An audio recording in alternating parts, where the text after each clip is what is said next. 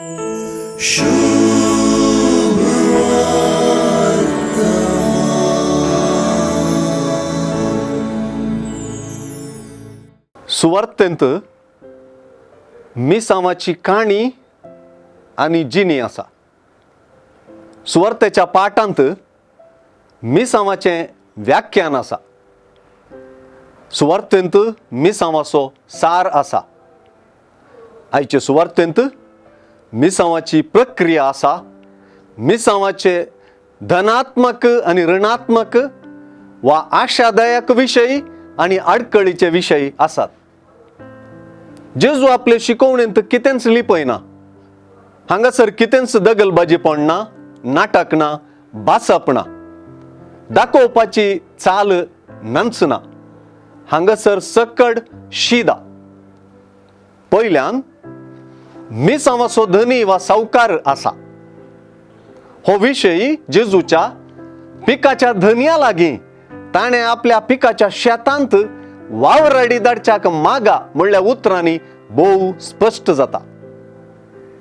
देखून मिसावाचो धनी सर्गींचो बापच.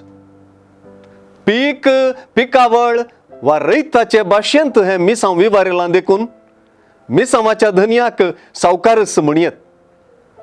ताणेंच आपल्या शेतांत वावराड्यांक धाडचें. दुर्बळ्यांक बरी खबर परगट करूंक म्हणून ताणें म्हाका अभिषेक केला वा धाडला म्हणून जेजून आपलें मिसांव सुरू केल्लें. आतां जेजू आपल्या 12 जाणां शिसांक विंचून मिसावान धाडटा आनी उपरांत 22-70 जाणांकी मिसावान धाडटा. आपोस्तालांचे आनी शिसांचे मिसांव जेजूचेंच. तें ताचोच सर्गींच्या राजाचो संदेश परगडचें, ताणें केल्ले परींच करचें, ताचीच चाल धरचें मिसांव. ह्या मिसावांत वर्ती यशस्वी मेळटा वा मिसावांक येवकार मेळटा. सांगाताच येवकार मेळनासतना तिरस्कारी मेळटा. अशें मिसावांत जिकी आसा, आडकळी आसात. ह्यो दोनी गजाली शिसाक कळीत ना तर शिस दिशा चुकलो जावन निराशेन भरत. शिस अस्कत आनी सोम्यातय मात्र बळादीक.